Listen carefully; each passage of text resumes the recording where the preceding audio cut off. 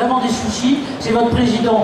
Alors, pardon, mais je crois que je vais passer quand même la parole un tout petit peu, hein, au bien, en réaction là-dessus. Puis après, Lionel, c'est à toi. Écoutez, moi je suis ravi de vous écouter, mais je suis venu peut-être comme plusieurs d'entre vous en me disant je vais plutôt chercher du prêt-à-porter que du sur-mesure. Est-ce que je ne vais pas trouver tout de suite prêt-à-porter? Je fais l'image de quelqu'un qui va au magasin de vêtements. Prêt-à-porter ou sur-mesure. Alors prêt-à-porter, je me dis c'est pour ça que je suis venu, parce que je vais avoir une satisfaction immédiate. Et puis j'écoute les discours et je vois que tout le monde tourne plutôt vers le sur-mesure.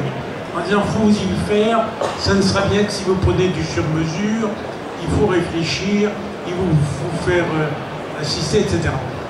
Alors, je lance le débat en disant, est-ce qu'il n'y aura pas une concurrence quand même entre ces deux visions et ces deux outils? C'est-à-dire, il y aura du sur-mesure et on part sur tout ça. On dit, pour commencer, mettre ça. Est-ce qu'il ne va pas venir aussi du prêt-à-porter? Écoutez, alors super, merci, on a toujours un excellent président, donc il faut toujours bien garder les présidents, parce que c'est une excellente transition qui va, ce qui dit bien ce que son nom veut dire, donc c'est la déesse, je ne sais pas combien de bras, est capable de faire plein de trucs, autrement appelé aussi couteau suisse, et donc qui est voilà, l'une des interrogations entre le prêt-à-porter, le sur-mesure, le total ad hoc, et puis quand même quelque chose qui est là. Qu'est-ce qu'on peut faire, et ton expérience à toi, Lionel? Alors, juste pour répondre à la question, c'est vrai que c'est un bon parallèle avec le sur-mesure et le prêt-à-porter. Je dirais qu'en fait, on peut faire les deux. C'est-à-dire que le prêt-à-porter, quand on va essayer des fringues, il faut qu'on choisisse la bonne taille.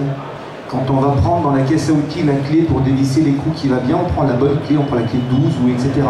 Donc il y a toujours cette notion de trouver l'outil ou le système adapté à ce que l'on veut faire.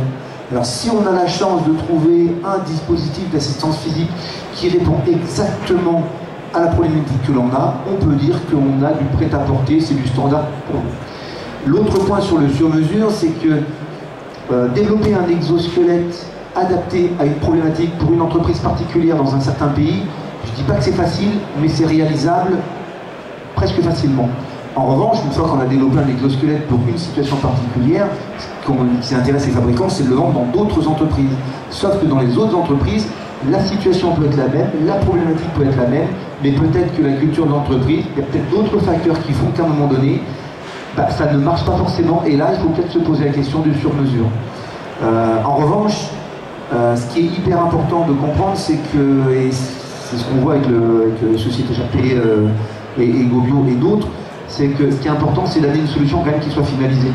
Si on teste un exosquelette, mais il est encore en phase de conception, il sortira dans un certain temps, puis on peut modifier plein de choses, le problème c'est qu'on se base sur quoi pour évaluer? Parce que ce qu'on évalue maintenant, ce ne sera pas la version finale, ça peut poser problème. Donc pour revenir un petit peu sur le projet, nous, Shiva Exo, on a démarré le projet fin 2015 dans l'expérimentation des solutions exosquelettes.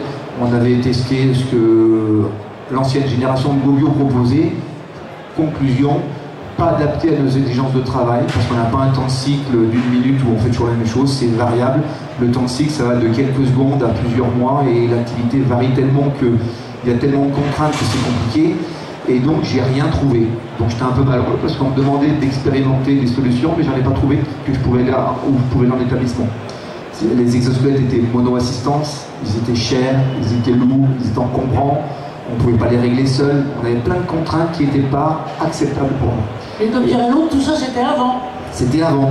Et donc j'ai eu l'idée, en discutant, de pourquoi on ne ferait pas comme un couteau suisse. Un couteau suisse, on a toutes les lames, toutes les huiles sur le même système, et qui permettrait d'avoir une solution, un couteau suisse, avec plusieurs fonctions.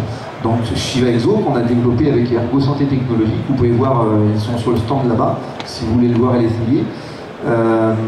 En fait, c'est l'équivalent de 5 exosquelettes en un seul. On a 5 fonctions. Extension des cervicales, tout ce qui est flexion, inclinaison du tronc, maintien bras en l'air, super outillage et manutention. Donc on a ces 5 fonctions d'assistance, plus 2 fonctions d'assistance qui sont un petit peu cachées. La première, c'est qu'on a énormément travaillé sur la ceinture. Quand on a commencé à développer l'exosquelette, Ergo Santé Technologies voulait un harnais, je leur ai dit ça c'est rédhibitoire. Si vous faites un harnais, je n'en veux pas, je ne le valide pas. Surtout pas un harnais, moi je veux une ceinture. Imaginez un harnais, on appuie quelque chose sur les épaules et on demande à la personne en même temps de lever les bras. Pour moi c'est incompatible. Donc l'épaule, on doit l'occulter du système. On doit passer par la partie centrale. Et la partie centrale, c'est en gros le bassin. On n'est pas loin du centre de masse, on est bien situé et on passe directement les efforts au niveau des membres inférieurs. Donc on a énormément travaillé sur la ceinture qui fait que simplement en mettant la ceinture, on replace les lombaires par rapport au bassin. Donc ça c'est une fonction supplémentaire. Et la dernière fonction, c'est que l'appui cervical, avant d'utiliser pour faire de l'extension des cervicales, quand on la met simplement au niveau de la tête, c'est un indicateur pour la tête alignée. Et en fait, tout ça, c'est accessoire. Parce que c'est l'objet exosquelette. Quand on a démarré la démarche, on a fait un mini-lab à partir de la théorie CK. La théorie CK, c'est un concept que l'on veut développer, qu'on décompose en sous-concepts, et on va chercher les connaissances associées.